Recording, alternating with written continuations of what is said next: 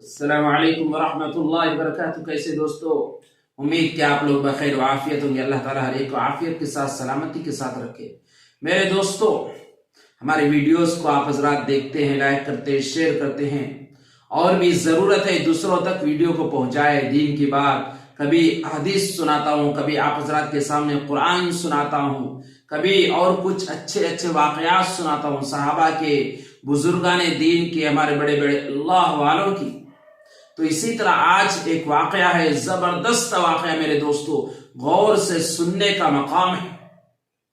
ہندو مذہب یا مسلمان مذہب، اسلام سچا ہے یا ہندو مذہب سچا ہے، اس کے بارے میں بہت سال پہلے ہمارے ایک بہت بڑے اللہ والے، بہت بڑے حضرت شاہ عبد العزیز محدث دہلوی رحمۃ اللہ علیہ کے زمانے میں ایک پنڈت سے بحث ہوئی، تو اسی کے بارے میں عظمت قرآن ہے کے بارے میں ایک واقعہ پیش ہے آپ حضرات کے سامنے۔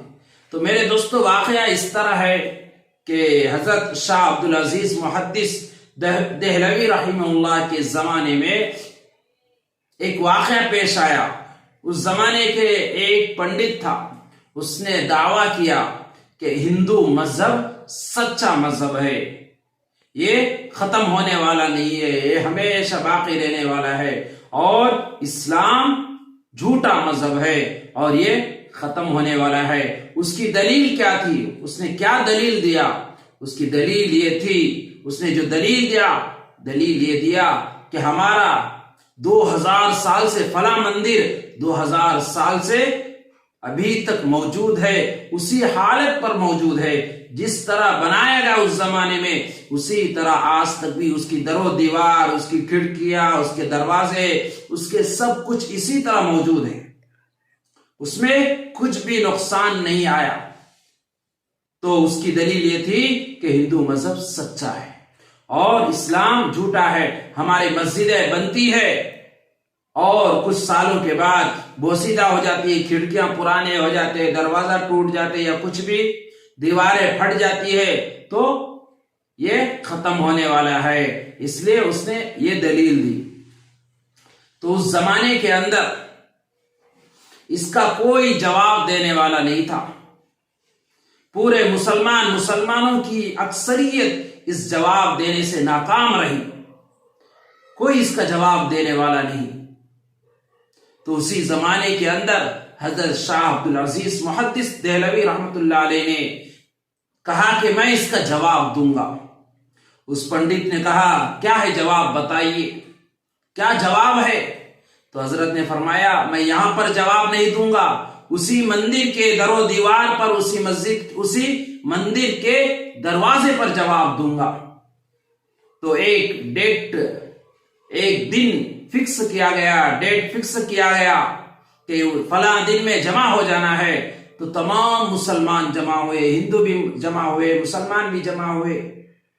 تو میرے دوستو، جب وقت آیا تو حضرت نے ایک آیت تلاوت کی، لو انزلنا هذا القرآن على جبل لرأيته، جس کا ترجمہ ہے، اگر میں اس قرآن کو کسی پہاڑ پر بھی نازل کر دیتا تو وہ اللہ کے رعب و دبدبہ کی وجہ سے، اللہ کے ڈر کی وجہ سے وہ پہاڑ بھی ریزہ ہو جاتا۔ تو میرے دوستو، یہ آیت حضرت شاہ عبد العزیز محدث دہلوی رحمۃ اللہ علیہ اس کی تلاوت کرتے رہے اور دیوار کی طرف اشارہ کرتے رہے، دیوار پر اشارہ کرتے رہے۔ اللہ تعالیٰ نے ان کی زبان میں یہ طاقت و قوت دی، ان کو یہ کرامت دی اللہ تعالیٰ نے کہ دیواریں پھٹنے لگی، دیواریں گرنے لگی، کھڑکیاں گرنے لگی۔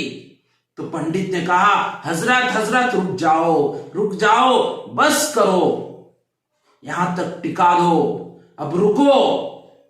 پنڈت کیا ہو گیا؟ ہکا بکا ہو گیا، پریشان ہو گیا۔ اس نے کہا، یہ کیسا ہوا؟ کیا بات ہے؟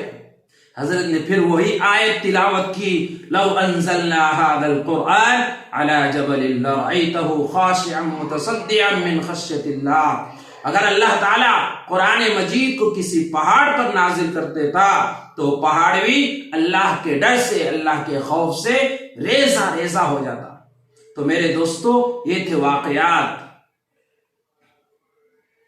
قرآن پڑھا جاتا ہے، پھر حضرت نے کہا اللہ کی عظمت ہے، یہ تو مسجد کی عظمت کی وجہ سے کہ مسجدوں کے اندر قرآن کی تلاوت کی جاتی ہے، لیکن مسجد کچھ بھی نہیں ہوتا، یہ اللہ کی قرآن کی عظمت ہے، مسجد کی عظمت کی وجہ سے کچھ بھی نہیں ہوتا۔